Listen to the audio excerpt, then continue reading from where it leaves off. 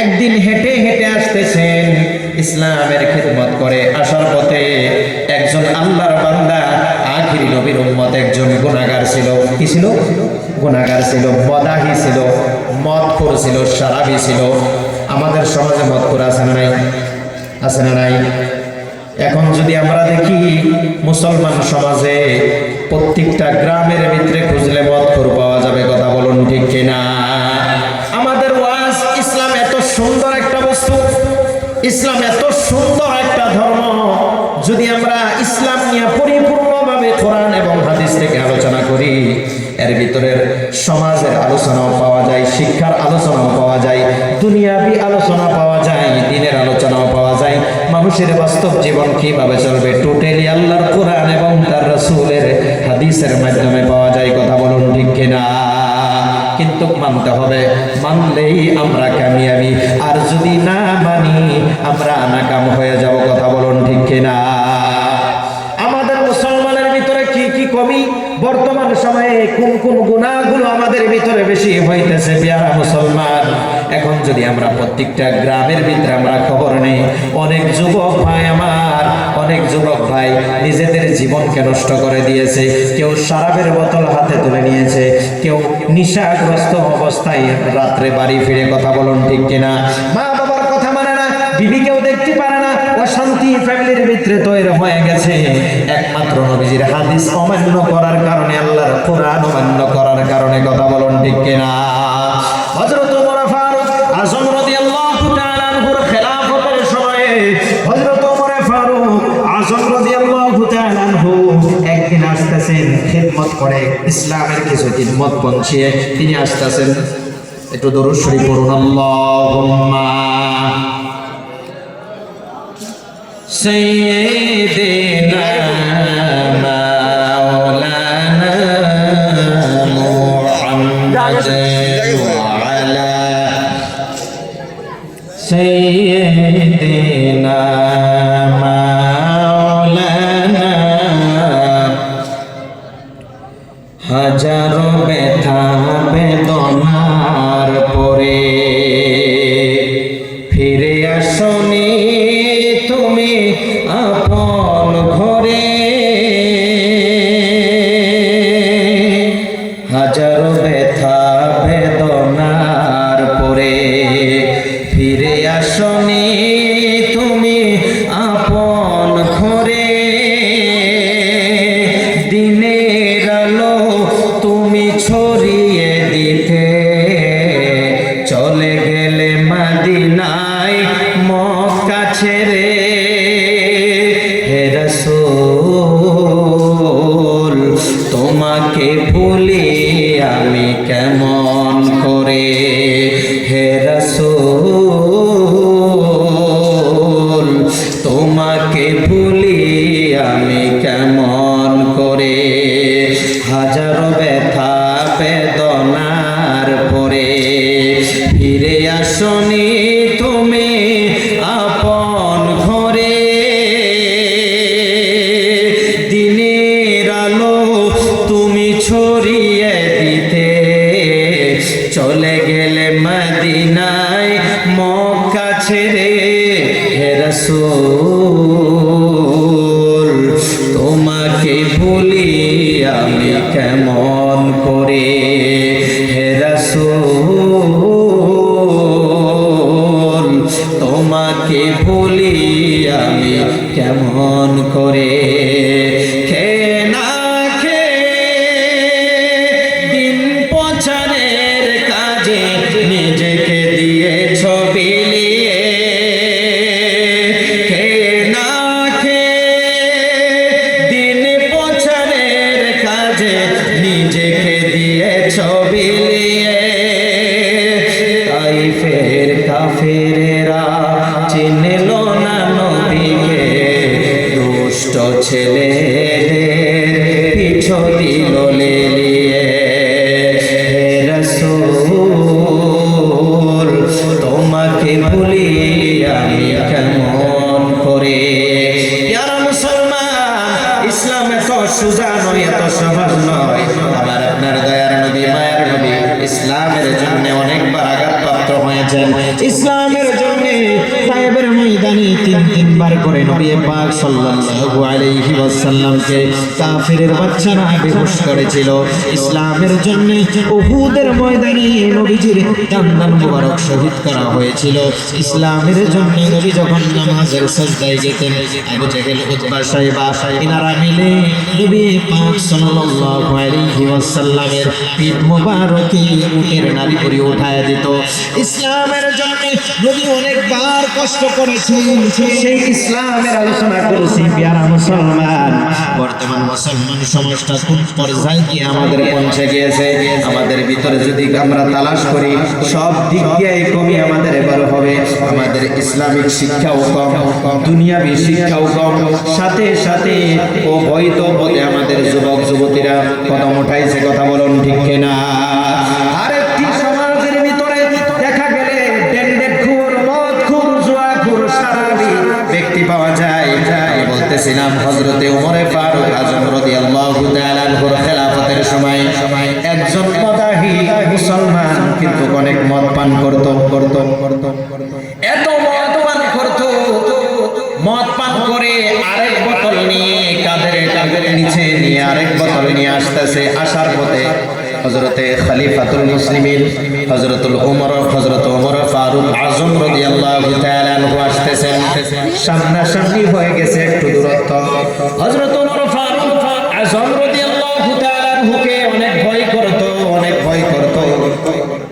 অনেক ডর করত।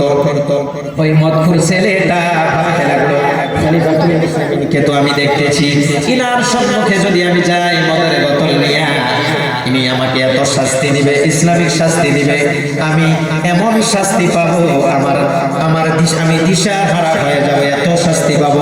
হযরত ওমর ফারুক আযম রাদিয়াল্লাহু তাআলা আনহু এত সুন্দর বিচারক ছিলেন, রাসূলের পাকের তরিকা অনুযায়ী তিনি বিচার করতেন।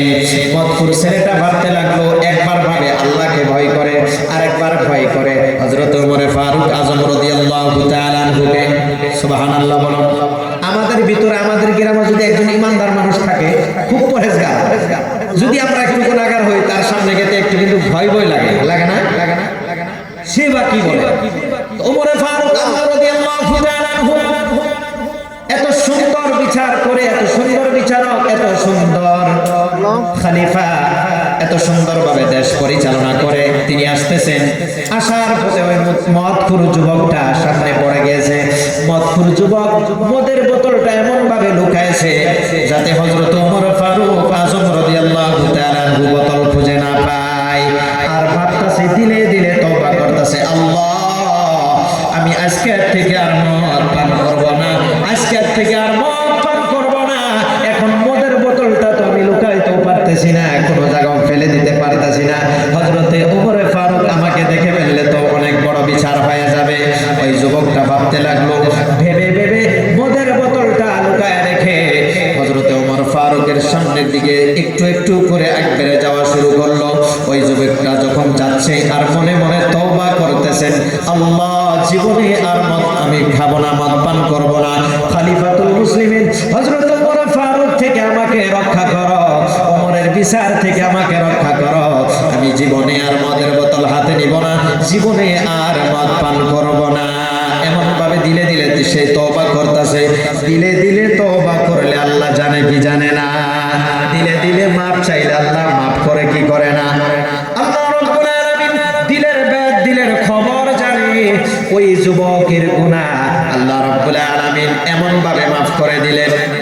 নবীজির সাহাবা দ্বিতীয় খলিফা হযরত ওমর ফারুককে ভয় করে এবং আল্লাহকে ভয় করে সেই তওবা করতে করতে ওমরের সামনাসামনি হযরত ওমর ফারুক ডাক দিয়ে বলে, এ যুবক, কিছুক্ষণ পূর্বে দেখলাম তোমার হাতে মদের বোতল, তুমি কোথায় রেখেছ? তুমি তো মদখোর, ঠিক না? যুবক বলতেছে, আমি আল্লাহর কাছে এই মুহূর্তে আমি তওবা করছি।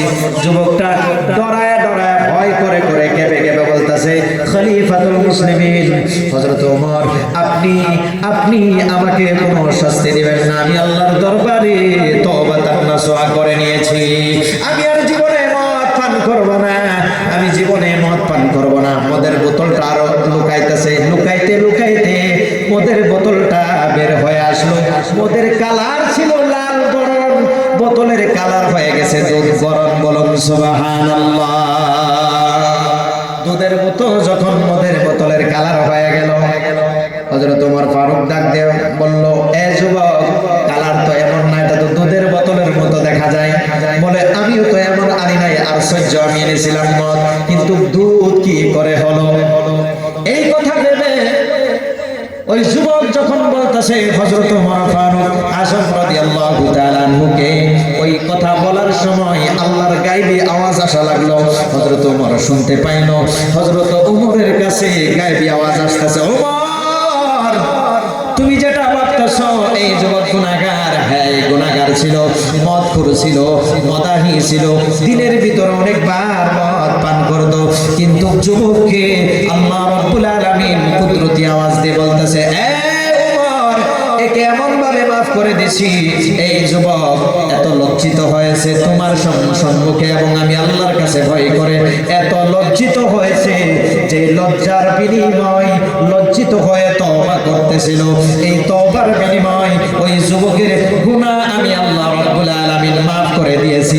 সাথে সাথে যুবকের মদের বোতলটাকে আমি দুধে পরিণত করে দিয়েছি। বলুন সুবহানাল্লাহ। আল্লাহুম্মা সাল্লি আলা